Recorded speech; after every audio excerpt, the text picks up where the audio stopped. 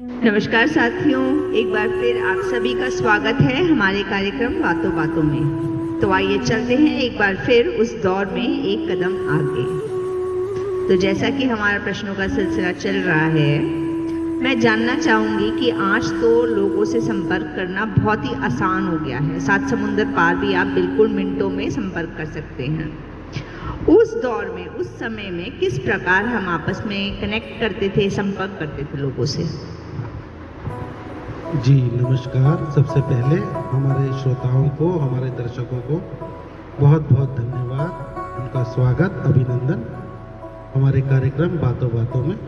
जी, तो जिस प्रकार आपने प्रश्न किया, तो ये प्रश्न तो बहुत ही ज़रूरी है, क्योंकि उस समय पे तो मोबाइल थे नहीं, तो अब कैसे एक दूसरे से लोग संपर्क में रहते थे, कैसे कनेक्ट रहते थे, ये बहुत अच्छा प्रश्न है। देखिए, उस समय पे हर जगह पे पोस्ट ऑफिस हुआ करते थे। पोस्ट ऑफिस में हम जाकर चिट्ठी के लिए पोस्टल स्टैम्प, अंतर्देशीय पत्र, पोस्ट कार्ड और टेलीग्राम के माध्यम से संपर्क करते थे, और वहीं पे टेलीफोन की सुविधा भी होती थी, 1 रुपया के सिक्के के उपयोग में। जी थोड़ा सा और डिटेल में जाएंगे। मैं जानना चाहूंगी कि टेलीग्राम और लेटर कैसे काम करते थे, किस प्रकार? जी, मैं आपको बताता हूँ। देखिए, एक कुछ तो होती थी पोस्टल स्टैम्प, तो जैसे 1 रुपये, 50 पैसे, 2 रुपये, 5 रुपये की पोस्टल स्टैम्प आती थी। उसमें हम अपने ही किसी पेज पर और एक बिल्कुल खाली एनवलप यानी कि लिफाफा लेकर उसमें चिट्ठी रख के और वो पोस्टल स्टैम्प लगा देते थे, वो वैलिड होगी। तो उसको हम जाके पोस्ट बॉक्स में डालते थे और पोस्टमैन साहब लेकर उसको चले जाते थे, और फिर वो कहीं ज़्यादा दूरी है तो 4 दिन, कम दूरी है तो 2 दिन ऐसे पहुंच जाती थी एड्रेस पर, पते पर। और जैसे अंतर्देशीय पत्र और पोस्ट कार्ड का जो अंतर है वो ये है कि पोस्ट कार्ड होता था खुली किताब, यानी कि आपने जो भी संदेश लिखा है वह सार्वजनिक हो सकता है, कोई भी उसको पढ़ सकता है। मगर अंतर्देशीय पत्र कोई नहीं पढ़ सकता था, क्योंकि वो फोल्ड होता था। मगर अगर आपको भारत से बाहर भी उसको भेजना है तो अंतर्देशीय पत्र जा सकता था, और भारत में तो पोस्ट कार्ड जा सकता था। अब आती है बात टेलीग्राम कैसे काम करता था। देखिए, जैसे कई बार क्या होता है कि क्योंकि उस समय पे सुविधाएं इतनी नहीं थी, तो संदेश देर से पहुंचते थे। आज चिट्ठी लिखी तो हो सकता है 10 दिन बाद पहुंचे। अब मान लो किसी की आपातकालीन स्थिति है, घर में कोई बीमार है या कुछ भी हो सकता है मिसहैपनिंग, उस स्थिति में हम अपने पोस्ट ऑफिस में जाके अपने पोस्ट मास्टर साहब को बताते थे, हमें इस जगह पे फलाने इंसान को यह संदेश भेजना है। वो वह संदेश एक कागज में लिखते थे, और जिस इंसान को अपने भेजना है वहाँ के सबसे नज़दीकी पोस्ट ऑफिस में फ़ोन करके वह संदेश हूबहू लिखवा देते थे, और जिसके द्वारा भेजा गया उसका नाम, पता पूरा, जिससे कुछ ही घंटों में वह पूरा संदेश वहाँ तक पहुँच जाता था। उसको हम इमरजेंसी में इस्तेमाल करते थे। जी, अब उसमें ट्रंक कॉल भी आता था। ट्रंक कॉल भी इसी प्रकार का होता था, वो एक मशीनरी के द्वारा होता था। आज के बच्चे तो उसको आसानी से गूगल पे समझ लेंगे। धन्यवाद। जी, बिल्कुल सही कहा आपने, और बहुत अच्छा लगा ये जानकर। अब बढ़ते हैं अपने सकारात्मक विचार की तरफ। जी बिल्कुल, सकारात्मक मेरा विचार आज का मैं बताऊंगा, मगर मेरे को एक बहुत ही रोचक किस्सा याद आ रहा है पोस्ट ऑफिस का। क्योंकि उस समय पे ना एक बड़ा सा टेलीफोन होता था सिक्के वाला, तो हम तो बच्चे थे, हमारे लिए तो वो एक खेलने की अजूबा सी चीज़ थी। तो जब लंच समय में पोस्ट मास्टर साहब और वहाँ का स्टाफ अंदर लंच कर रहा होता था, हम चुपके से उनके दरवाजे के अंदर घुस के उस टेलीफोन की कभी तार खींचते, कभी रिसीवर गिरा लेते, और अंदर से भारी सी आवाज़ आती, हे बच्चों चलो भागो यहाँ से, और हम दुम दबा के वहाँ से भागते थे। तो ये बहुत ही रोचक किस्सा है हमारा उस समय का जुड़ा हुआ। मैं समझता हूँ उस समय के लोग इससे कनेक्ट कर पाएंगे। जी, तो आज का सकारात्मक ये विचार है कि देखिए उस समय पे मैं टेक्नोलॉजी को मानता हूँ कि कम थी, मगर मैं सच बताऊँ तो उस समय पे कनेक्टिविटी ज़्यादा थी, आपस में प्रेम बहुत था। आज जितनी ज़्यादा टेक्नोलॉजी सुविधाएं हमें मिल गई हैं, मगर हम एक दूसरे से दूर हो गए हैं। तो मैं बार बार अपने दर्शकों से ये आग्रह करता हूँ, अभिभावकों से, कि अपने बच्चों से मोबाइल को जितना हो सके दूर रखें। जब तक बहुत ज़रूरत ना हो मोबाइल ना दे, ना खाते वक्त, ना खेलते वक्त, ना सोते वक्त, ना बैठते वक्त, क्योंकि यह एक बीमारी की तरह आज बढ़ता जा रहा है। तो इसके लिए थोड़ा सा हमें प्रयास करना होगा। जी धन्यवाद। जी, और मैं अपने पब्लिक से चाहूँगी कि हमारे चैनल को सब्सक्राइब करें, लाइक करें, शेयर करें। और जैसा कि ये सिलसिला बिना गीत के अधूरा है। जी बिल्कुल, ये तो हमारी परंपरा है गीत। तो आज फिर से एक और नया तराना हमारे दर्शकों के लिए, और सभी दर्शकों का दिल से बहुत बहुत धन्यवाद। आइए चलते हैं गीत की ओर आपके लिए। नमस्कार दोस्तों, मेरे चैनल में आपका स्वागत है। आपका इस चैनल को देखने के लिए बहुत बहुत तहे दिल से धन्यवाद। आज का जो गाना है वह गुलाम अली साहब का चुपके चुपके।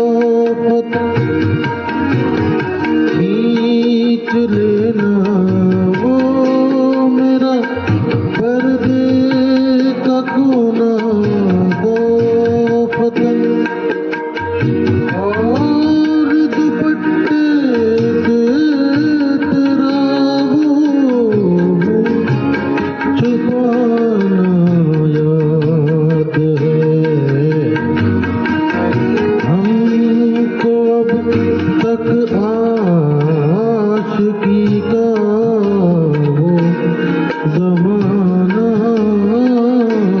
याद है।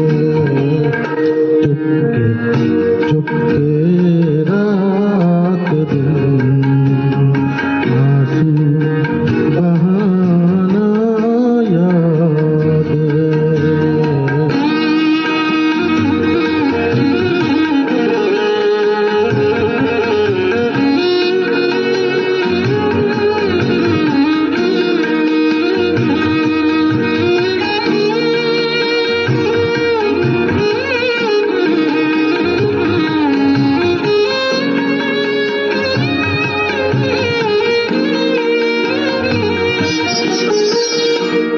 दोपहर की धूप में मेरा बुलाने के लिए, दोपहर की धूप में मेरे बुलाने के लिए